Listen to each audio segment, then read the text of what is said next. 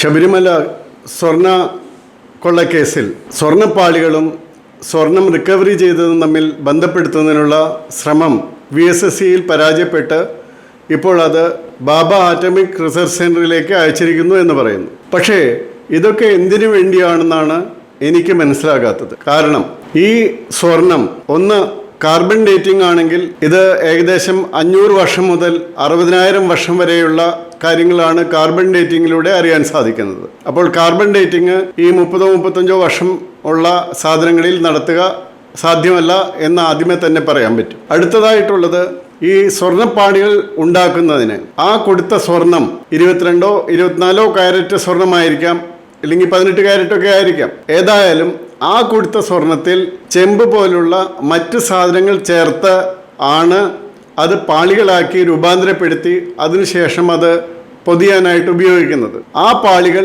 വീണ്ടും സ്വർണത്തിൻ്റെ രൂപത്തിലേക്ക് ആക്കുമ്പോൾ അത് ഒന്നുകിൽ കെമിക്കൽ പ്രോസസ്സ് വഴിയാക്കാം, അല്ലെങ്കിൽ ഫിസിക്കൽ പ്രോസസ്സ് വഴിയാക്കാം. കെമിക്കൽ പ്രോസസ്സ് വഴി എന്ന് പറയുന്നത് അക്വാറീജിയ പോലുള്ള ആസിഡുകൾ വഴി അത് ആക്കിയെടുക്കാം, അതല്ലെങ്കിൽ ഉരുക്കിയെടുക്കാം. ഈ 2 പ്രോസസ്സ് വഴിയായാലും ആ സ്വർണം പിന്നീട് അതൊരു മൂലകമായിട്ട് മാറുന്നു. അതായത് പാളി ആയിരിക്കുമ്പോൾ അതൊരു കോമ്പൗണ്ടാണ്, ഒന്നിൽ കൂടുതൽ മൂലകങ്ങൾ ചേർന്ന ഒരു കോമ്പൗണ്ടാണത്. അത് സ്വർണം മാത്രമായിട്ട് മാറുമ്പോൾ അതൊരു കോമ്പൗണ്ട് മാറിയിട്ട് അതൊരു മൂലകം സ്വർണം മാത്രമായിട്ട് മാറുന്നു.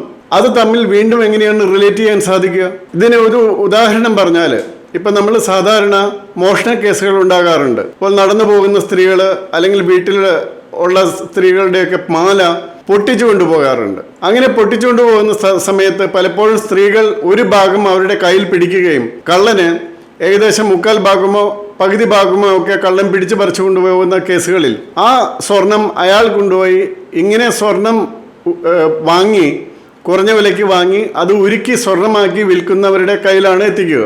അവിടെ നിന്ന് പോലീസ് അത് റിക്കവറി നടത്തിയാൽ പോലീസിന് അത് സ്വർണമായിട്ട് ഇൻഗോട്ടായിട്ടാണ് അത് റിക്കവറി നടത്തുക. ആ സ്വർണം ഈ സ്ത്രീയുടെ കയ്യിലിരിക്കുന്ന ബാക്കി സ്വർണമായിട്ട് എങ്ങനെയാണ് റിലേറ്റ് ചെയ്യാൻ സാധിക്കുക? അങ്ങനെ റിലേറ്റ് ചെയ്യാൻ ശ്രമം നടത്തിയാൽ ആകെ ഇത്രയേ റിസൾട്ട് ഉണ്ടാകുകയുള്ളൂ.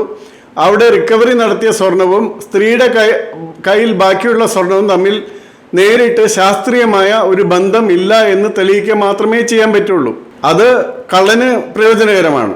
ആ കേസുകളിലെല്ലാം പോലീസ് ചെയ്യുന്നത് അത് സാക്ഷിമൊഴികളുടെ അടിസ്ഥാനത്തിൽ പ്രൂവ് ചെയ്യുകയാണ്. അല്ലാതെ ശാസ്ത്രീയമായിട്ട് അങ്ങനെ പ്രൂവ് ചെയ്യാൻ സാധ്യമല്ല എന്നതുകൊണ്ടാണത്. ഇത് ഞാൻ എൻ്റെ അറിവിൽ കൂടുതലായി ഫോറൻസിക് സയൻസ് ലബോറട്ടറിയിൽ ഡയറക്ടർമാരായിരുന്ന പലരോടും ചോദിച്ച് വ്യക്തത വരുത്തിയതാണ്. അപ്പോൾ അങ്ങനെ ഒരു ശാസ്ത്രീയ പരീക്ഷണം നടത്താനായിട്ട് സാധ്യമല്ല.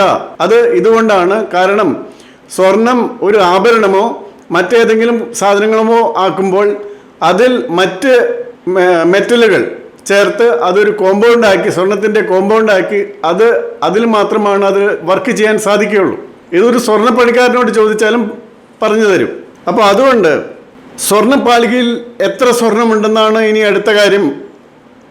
അതിൽ എത്ര സ്വർണം നഷ്ടപ്പെട്ടു എന്നാണ്. അത് വളരെ എളുപ്പമാണ്.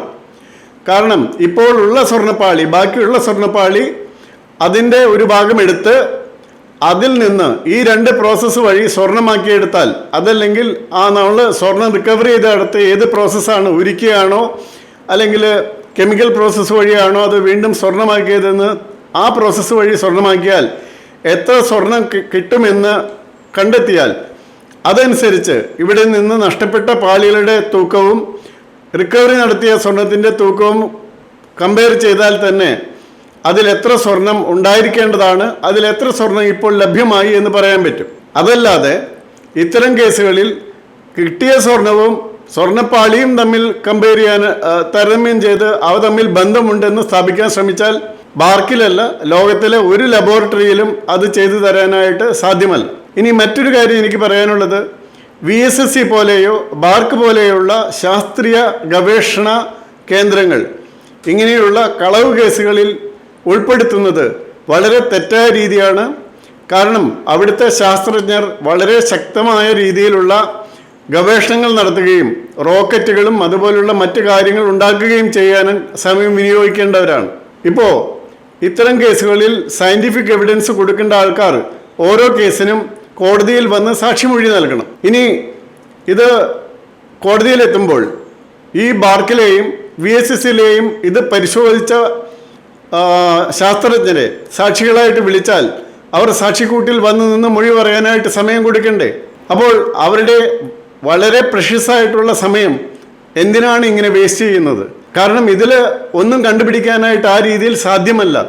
സ്വർണം എത്ര കിട്ടി എന്ന് അറിയണമെങ്കിൽ ആ ഒരു സ്വർണ്ണപ്പണിക്കാരനോട് എടുത്ത് ഒരു പാളിയുടെ അംശം കൊണ്ടുകൊടുത്ത് അതിൽ നിന്ന് സ്വർണമായിട്ട് മാറ്റിയാൽ അത് എത്ര സ്വർണം കിട്ടുന്നു, അതിൻ്റെ പ്രൊപ്പോർഷൻ അനുസരിച്ച് എത്ര തൂക്കം പാളികൾ അല്ലെങ്കിൽ എത്ര വ്യാപ്തി പാളികൾ പോയിട്ടുണ്ട്, അതിൻ്റെ കൃത്യമായ കണക്ക് കണ്ടെത്താൻ സാധിക്കും. അപ്പോൾ ഈ സ്വർണ്ണ കേസുകളൊക്കെ അന്വേഷിച്ചിട്ടുള്ള ഒരു ഉദ്യോഗസ്ഥനാണെങ്കിൽ തീർച്ചയായിട്ടും എന്താണ് നമ്മൾ ആ കേസുകളിൽ ചെയ്യുന്നത് അതനുസരിച്ചാണ് ഇവിടെയും ചെയ്യേണ്ടത്. അത് ഒരിക്കലും ഒരു ഫോറൻസിക് സയൻസ് ലബോറട്ടറിയിൽ കൊടുത്തോ മറ്റ് ഗവേഷണ സ്ഥാപനങ്ങളിൽ കൊടുത്തോ കിട്ടിയ ഇൻഗോട്ട് അത് ഒറിജിനലായിട്ട് ഇരിക്കുകയാണെങ്കിൽ നമുക്ക് കമ്പയർ ചെയ്യാൻ സാധിക്കും. അതിൽ നിന്ന് വിട്ടുപോയതിൻ്റെ ഭാഗം ഒരുപോലെ യോജിക്കുന്നുണ്ടോ, അല്ലെങ്കിൽ അവ തമ്മിലുള്ള സ്വർണത്തിൻ്റെ അംശം നോക്കിയിട്ടും അത് സാധിക്കും. പക്ഷേ ഒരിക്കൽ ഇൻഗോട്ടാക്കി കഴിഞ്ഞാൽ അത് സാധ്യമല്ല തന്നെ. അത് ഇനി ലോകത്തിലുള്ള ഏത് ലബോറട്ടറിയിൽ കൊണ്ടുപോയാലും ഇങ്ങനെയൊക്കെ സാധിക്കും. പക്ഷേ VSSയും അതുപോലെ ബാർക്കും പോലുള്ള ഗവേഷണ കേന്ദ്രങ്ങൾ ഇതിൽ ഉൾപ്പെടുത്തുന്നത് വളരെ തെറ്റായ ഒരു പ്രവണതയാണ്. ഈ കാരണം ഇപ്പോൾ 2 റോക്കറ്റ് വീണുപോയിട്ടുണ്ട്. അത്തരം കാര്യങ്ങളിൽ അവർ ശ്രദ്ധിക്കുകയാണ്, അവരുടെ സമയം ചെലവഴിക്കേണ്ടത് അതെങ്ങനെ ഇല്ലാതാക്കാമെന്നാണ്. അല്ലാതെ ഇത്തരം ഒരു സ്വർണ്ണ കേസിൽ ഉൾപ്പെട്ട് അവരുടെ ശാസ്ത്രജ്ഞരുടെ ഉള്ള സമയം വൃഥാവിലാക്കുകയല്ല അവരും ചെയ്യേണ്ടത്.